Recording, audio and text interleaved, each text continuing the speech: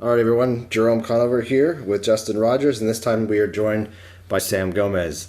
Just back from watching Deadpool, and right off the bat, I'll get this started by saying, let's talk about the first thing that stands out, which is Ryan Reynolds' portrayal of the character. And I will hand that off to you, Justin. Yeah, it was great. I mean, Ryan Reynolds, pretty much if you've read any review or seen any YouTube thing talking about the making of this movie or the movie in general, Ryan Reynolds is Wade Wilson.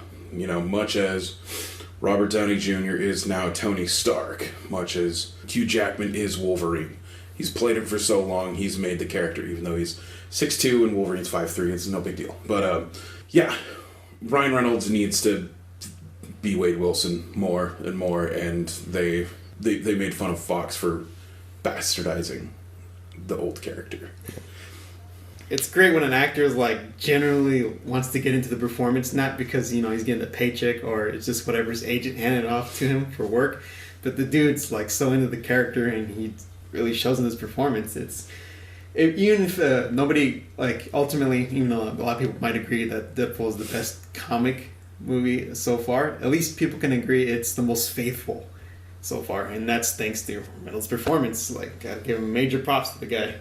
He ran that movie he could have ran that movie all by himself if he wanted to. Didn't have the other characters around him, but it's awesome. I love it. Yeah. So I predicted this years ago. Justin will back me up on this. I predicted after watching Blade Trinity. Is it? Mm-hmm. After Ryan Reynolds was in that movie, I said, wow, he'd make a great Deadpool. Sure enough, that happened. But the thing I want to say about his performance is that I was actually kind of impressed at the range that he gave this character. When I knew he was playing the character, I was kind of worried that it was just going to be him being a smartass all the time, sort of that singular comedic tone. But throughout the movie, he actually had points of, sometimes he was taking things seriously, he would get angry. So the character actually had these, rise and fall of emotions that were portrayed, and I was impressed by that.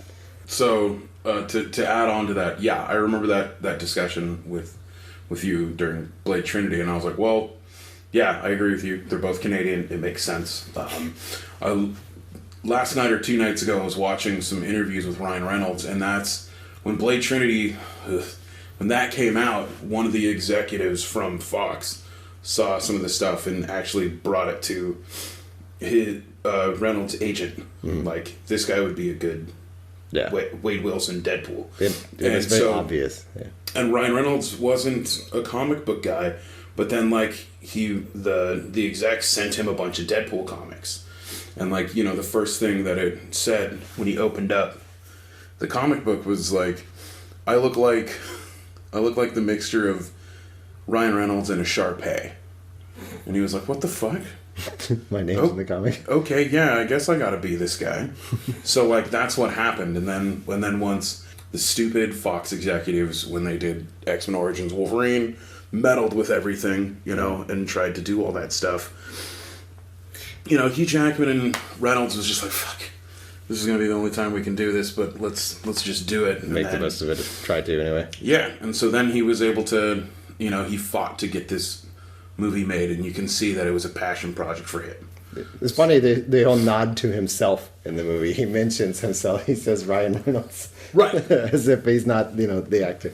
When you said range for Ryan Reynolds, when the character could get goofy most of the time, but serious and angry, I don't know what storyline this quote was adapted from one of the heads of Marvel, but I think even the writer quote, it's the basis of what he wanted to try to portray Deadpool as. He's a sad man who just wants to die because he's lost just basically everything and he doesn't have the ability to die to just end it all. And I think that's kind of a little bit of that surfacing in this movie. Yeah. I just think is they get some of Archer's character from him because he deals with everything, no matter how stressful, with humor. It's sort of a coping mechanism for him. All right. The next thing I want to get into is, how you guys feel about the overall plot of the movie and how it represents the comic book character. How accurate does this feel to the comic books? Oh, it's probably the most faithful kind of for a character. And it was I guess I don't sound like I was excited for the movie. I loved the movie. The movie was great. It was not the greatest comic book movie ever, but it was everything it needed to be. You know, much like to some people's argument, like Star Wars Episode 7 was everything it needed to be. And you know, it makes you want to forget what happened before, and so it's a good starting point to like get a new franchise, or to be like, see, we can do it, and we're sorry we fucked up in the past. Yeah, it's basically Star Wars for a new generation. Pretty much. You know, it was pretty faithful. You know, who knows if they're gonna have Vanessa Carlyle actually have mutant abilities? Maybe they'll talk about that in the second movie. You know, the dynamics of everything was great. He, you know, as I said, he didn't have. I thought he wasn't going to have an inner monologue. You know, when we talked before, it wasn't recorded, but he was the narrator as well. So in a sense, he did have an inner monologue, and as they kind of liked to show it, other people would say, "We can hear you." Yeah, which was great because that's from the comics as well. Yeah. So like he'll be like, oh, so I'm gonna go do this, and this. We can fucking hear you, dude. He's like, oh. Okay, and just kills everybody. Yeah. You know, he has slight morals, which is true, and they've kind of made his character, you know, balance between morals more and more recently, like depending what the writer is. Like Rick Remender did that in Uncanny X-Force. Like they found like a clone child of Apocalypse, and so, or child version of Apocalypse, and everyone, you know, everyone wanted to kill him, and the Uncanny X-Force was this, you know, covert ops that did the stuff that you don't want the X-Men to do. So like, you know, it's like they're SEAL Team 6. They do the dirty stuff while the X-Men can look squeaky clean. So everybody on the team was willing to kill this kid except Deadpool. Yeah. And strange for him to be the one voice of dissent. Right. So, you know, and in that series, you know, everyone's like, yeah, but you have no morals. You'll kill for anything. He's like, yeah, but I've never killed a kid. And so everyone's just like, fuck. You got me there. Now you all look like monsters. Yeah, why is it that Wade's the sensible person? You know? So it's cool that they do show that, like, and he constantly likes to say that he is not a superhero. He's super, but he's no hero. Whoever kind of like pays him the most. But I mean, like they showed at the beginning, like when he was just regular Wade, you know, he didn't do that one job for money. He did it just because that kid was a creep. Right. They showed that he had some kind of feelings of charity and, you know, a sense of righteousness even then, but he, you know, kept everything at a distance. Yeah, but I think it had more to do with, again, because it was like teenagers. You know, they were kids, like, and like that's gross, and you shouldn't have to deal with shit like that. Oh, I mean, yeah, it's true, but still plenty of movie to see if that stays constant, because I'm still waiting for the love interest to like turn badly or just be lost for him. Yeah. And I want to see the transition in his character, see if they because we know, it. well, Wade Wilson has other love interests throughout the comic books, right. and people that he becomes involved with. See, I kind of wish I didn't know, like, even that much about comics. I'd be wondering what's going to happen next. Well, so then here's one of the problems also is, I mean, unless Days Future Bullshit really did change things, because they killed off Banshee in that. And one of Deadpool's love interests is Siren, who is Banshee's daughter. Oh, well, wait. Yeah. Isn't there an age gap that's kind of... Yeah. No? Okay. Oh. Whatever. I don't know how old. The first X-Men movie had the age gap of the romantic relationship between Jean Grey and Scott Summers. What was the age gap between that? Like 20 years. Not 20 was it years, really? Like 10 years or so. Famke Janssen was the MILF, and he was like the douchey dude in his 20s. And then the awkward romance between and then you have Hugh Mystique. Jackman. Oh, Mystique and Magneto and Charles as well. Yeah, that was a little strange. I'll be trapped with Charles. That's probably like the only thing that I don't really like about the X-Men First Class series. Oh, the romancy shit, or just the how they introduced her character into the middle of them that early. To make her like an adoptive sister to Charles was stupid. Yeah. Like, You know, and this was even before the Hunger Games or anything happened. She was still a nobody. Yeah. She had Winter's Bone, and that was it. Or the Jeff Foxworthy? No, the Rob Engville. What? One of those blue collar comedy rednecks. One of their one of their sitcoms. She was the daughter. Oh, okay. Well, on the notes that Sam was saying, he's kind of like, oh, I wish I didn't know that much about the comics. That's the thing that's kind of interesting about them taking these comics into a new medium, is that things will be different. Yeah. So, you know, even though we know what happens in the comic books, that might not be what's delivered on film later. So who knows what could happen. I think that, especially in the MCU, I think they're going to throw us some curveballs as the movies keep coming, because if everything remains exact... I know everybody wants the comics to remain true to their original form, but if everything is exactly the same, you know, then people pick and choose the movies they go to. You know, if we knew what was going to happen with Ant-Man, everybody would go, I didn't want to go see Ant-Man. I don't care about that character. That wasn't the case for me. I didn't know what the fuck to expect.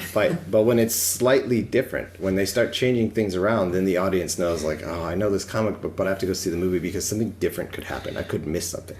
Well, it's a very minor point, but if they keep Deadpool, if that character sticks around the girl and keeps him grounded and like keeps that sliver of good in his life, it'll be already a divergence from the comic book, because Deadpool was all about like trudging on no matter how shitty his life got, and like, you know, leading with a joke. And if they don't do that, and if there's going to be like however many movies they're going to follow, that's going to be kind of a standout difference to me, like, from comic to movie. Not a complaint, it's just something I'll notice. Right. So I want to ask, like, what are the kinds of things that really stood out the most about the movie that really like stick with you coming away from the theater? The things that you found most interesting about the film so far? The sheer fact that, and this will be another correction because I did say this on the preview. Deadpool was actually filmed for 50 million, not the 25 that I thought. And Fox actually wanted to cut 7 million from the budget, so it was originally like 57, 58 million, plus like 17 million for their amazing marketing. So the sheer fact that it did not look like a $50 million movie. It looked, right. You know, X-Men First Class was made for $110, $120 million. Deadpool looked a lot better. The sheer fact that Colossus looked the most amazing out of the 4 times he's been shown on screen. Mm-hmm. I mean, sure, that first shot you see of him in X-Men 2 when the school is getting attacked and he just like rages out, that was dope 10 years ago. Yeah, but this felt definitely more true to the character that we know from the comic books. And you never really hear him. Yeah, you never really hear him talk. He just says yes or comrade or whatever. but in this, like, he always gets the monologue. He's the Steve Rogers, man. Yeah, he's like, trying to be the big Russian stepdad for everybody. Well, he kind of is like the calm, soothing kind of like big brother, especially like if they ever talk about, you know, his sister Magic, who that chick's fucked up. Oh, jeez. But yeah, you know, he always that's kind of like the thing. Like, he's this big, muscled, like, badass, but really he just wants to paint. Yeah, he's just a real gentle giant. Yeah. Yeah. It's almost like they pulled, Deadpool pulled The Simpsons, where they would openly make fun of Fox left and right, you know, and, you know, like Family Guy, but funny, where they would just openly rip into, like, pop culture stuff and it not sound hokey or hacky, you know, like, it was really good. I liked how it played out, you know, because it wasn't just straight. It was a meat and potato story, but the way that it was, you know, it did its course was great. How it showed you pretty much everything you've seen in the trailer, and then it showed you like newer things here and there, so you weren't like, oh, I've seen everything. But to an extent, some people, you know, you saw everything, but not. For me, I think it's just that amazing occasion, like, they promised and they delivered. It's just like, I would wonder, like, what kind of studio interference there was or changes, if there was any. Because if looking at the movie, I wouldn't have guessed they let them do whatever they wanted.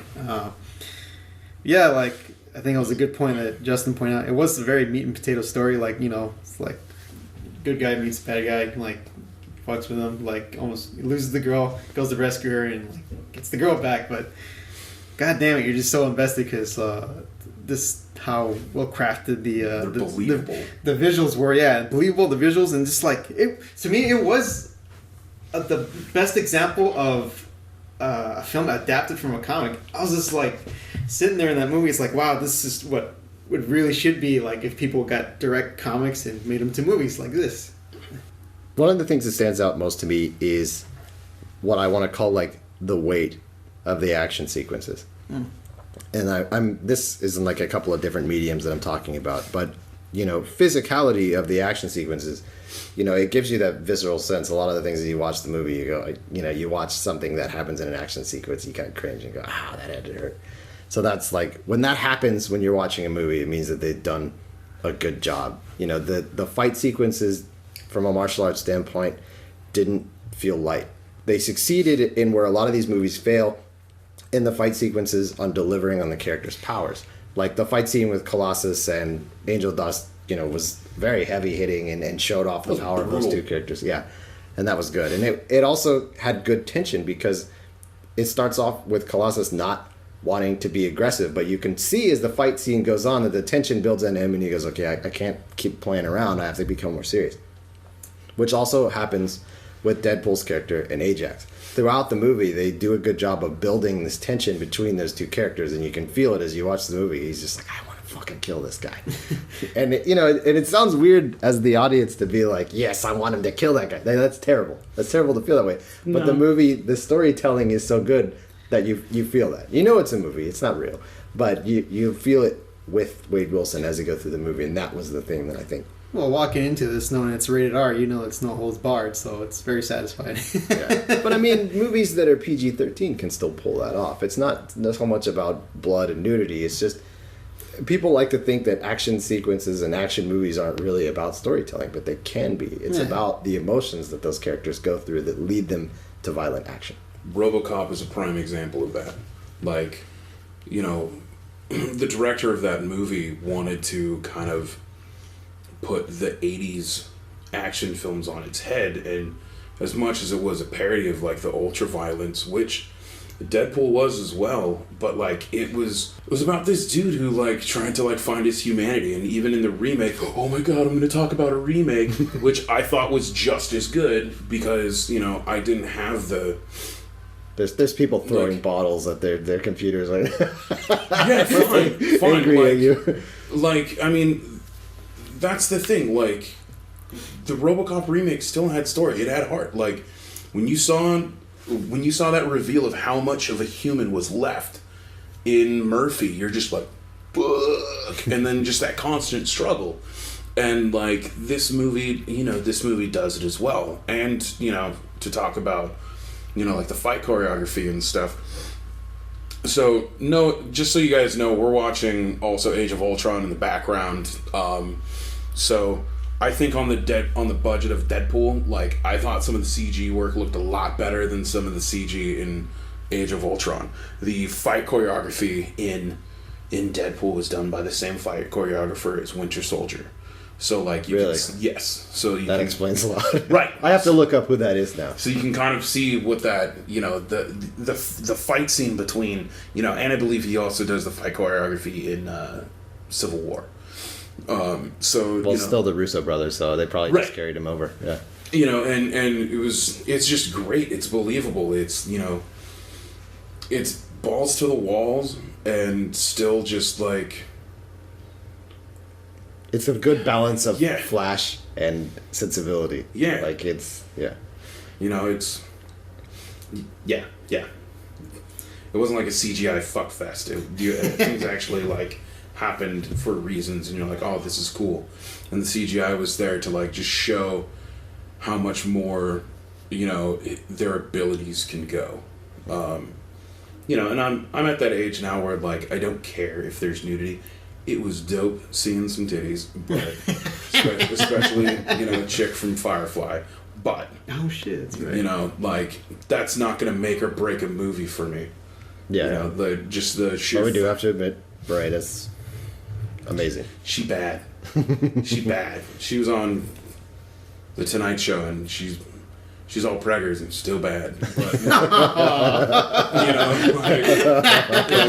Justin's revealing a lot about makes himself. Makes me wonder. Whatever. Shut up. She's gorgeous. Yeah. And I don't know if she'll be in the sequel. Because she'll want to be a mom for a while. But I know the writers don't want to start right ahead.